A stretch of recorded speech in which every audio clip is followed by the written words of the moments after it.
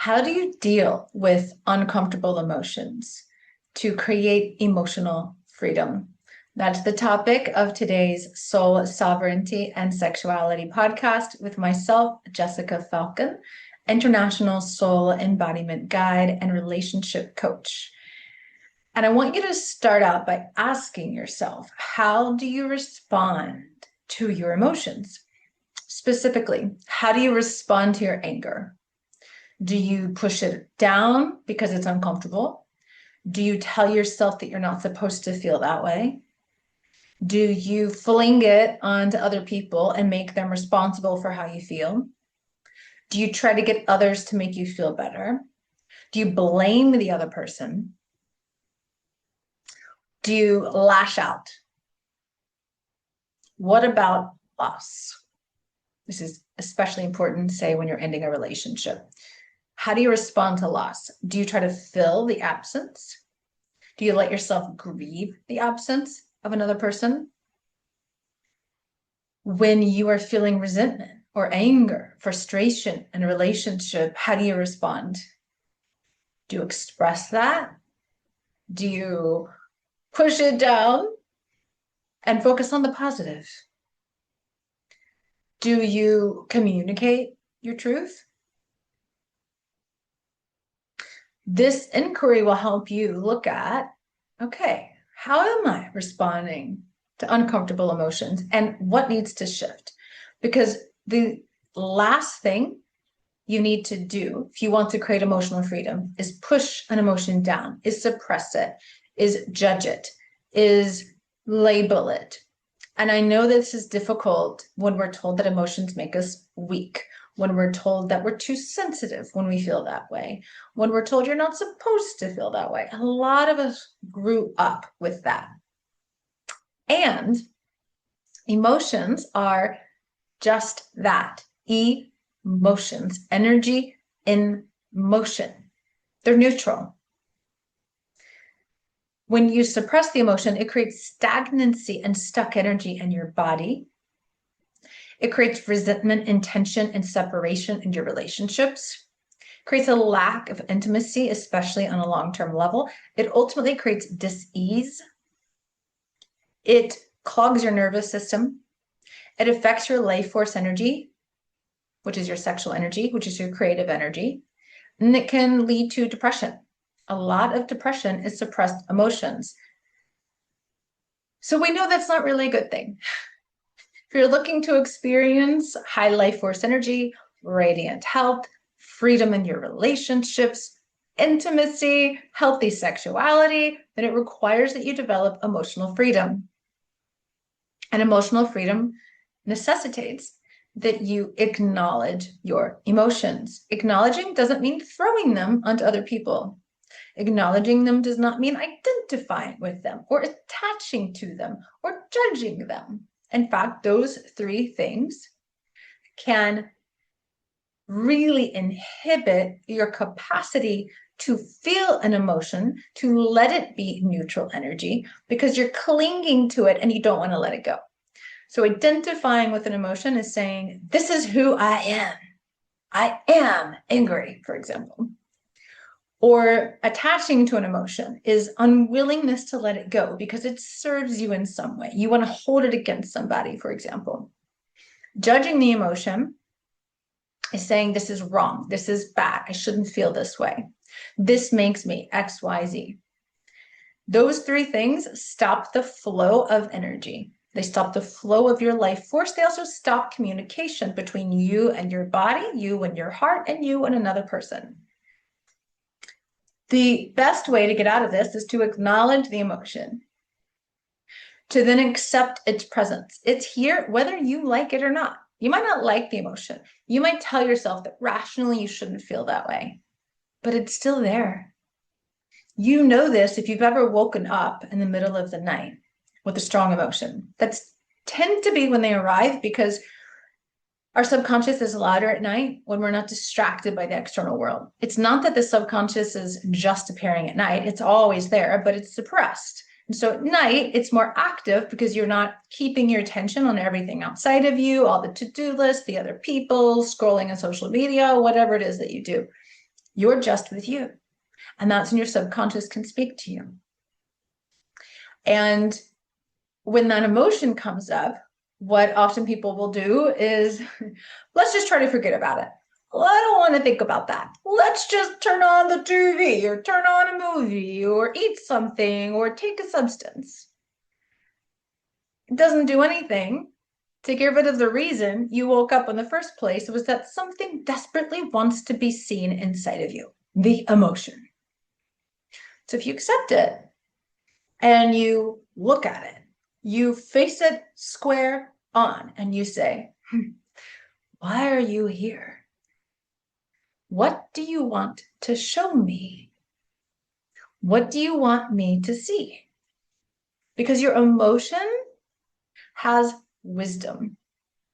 Your emotion is not your truth.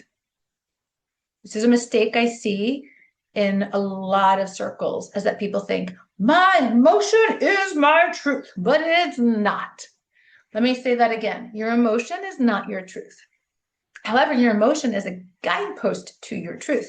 When you look at it, when you stare it square in the eye, and you get really curious about it, and you ask these questions, your emotion will show you the thought underneath. Then you look at the thought and you see the belief underneath. And then you go, look at this belief. Is this mine? Is this my truth? Is this what I want to believe? And if not, what is my truth? And what is the corresponding new belief I can reprogram my mind with and feel the emotional frequency of that is in alignment with my truth? Let's give another example. Let's say you woke up in the middle of the night, you're feeling a lot of resentment and a lot of anger toward your partner or a family member. You could push it down again. You could grind your teeth. You could feel a belly ache. You could reach for substance, whatever that is for you, maybe all of the above. Or pick up a pen and paper, journal. You can voice record. You can connect with your body. Where am I feeling this in my body? Sit with the emotion. Let it move, let it come up to the surface. That's a lot of what I do with one-on-one clients, is we create the space for the emotion or the energy to speak. We go into it. Sometimes you can have a past life healing. Sometimes it brings aha, revelation. Sometimes you see the root belief that you get to pluck out. Sometimes you make a new choice in your life. But you have to create that time and space to do that and be held in a safe space, ideally with somebody else like myself or with yourself, creating the consciousness to observe this and do this inquiry. So you wake up and you're feeling resentment and bitterness. You're looking at it, you're getting curious. Maybe you see, what I really need is to set a boundary. What I really need is to speak a truth. What I really need is to say no, but you're not. Then you get to look at why. Then you get to look at your fear of conflict. Then you get to look at your codependency or unhealthy attachments. But you can't do that if you're not seeing the emotion that's guiding you to that fear, to that belief, to that wound, so that you can heal it. And when you get to that root, guess what happens? The emotion moves. It's no longer stagnant. It's no longer stuck. It's no longer controlling you. It moves. You have the wisdom. You receive the wisdom, and you're free. And then you're in conscious choice, which is to be sovereign. And my role is to guide you onto the path to sovereignty. Sovereignty is a lifelong journey. You don't just become sovereign and then you're forever sovereign. Sovereignty is about self-awareness. Sovereignty is about embodying the power within you. Sovereignty is about developing conscious choice. And you can't do this if you're not conscious of what is happening inside of you, which includes the emotions, energy in motion. So you acknowledge the emotion. You accept its presence. You get really curious. You get really receptive. You ask questions. You look at it. You face it. You look at the underlying thought. You look at the underlying belief. You look at, what do I need to see here? What is this action step? What is this thing I need to shift within myself? You ask where it is in your body. You let it move. And then in this process, you create emotional freedom. In this process, you become your own master. In this process, you become sovereign. And then you show up differently in your relationships as a result, not speaking the truth with blame or judgment or attack, but you're speaking the truth from this deep centered place of your own empowerment. Because you know your yes, and you know your no. And you're willing to create intimacy with another person because your heart is open to yourself and them simultaneously. That's the key.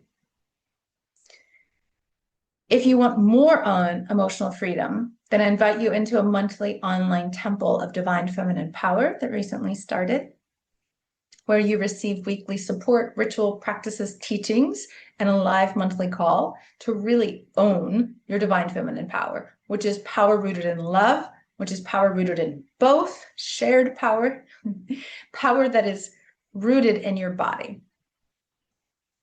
You can also schedule a one-on-one session with me in a divine activation portal, or look at the other offerings that I have online at thepathtosovereignty.com.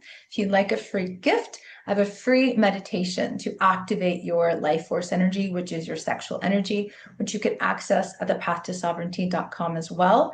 So be sure to like, subscribe, share this with anyone who you think could benefit, especially if they're having trouble experiencing intimacy in their relationships. Emotional freedom is one of the fastest ways to start experiencing more intimacy with yourself and with other people. And you can send this to them so they can take a listen. Put any questions or comments below, and I'll see you on the next episode of the Soul Sovereignty Sexuality Podcast.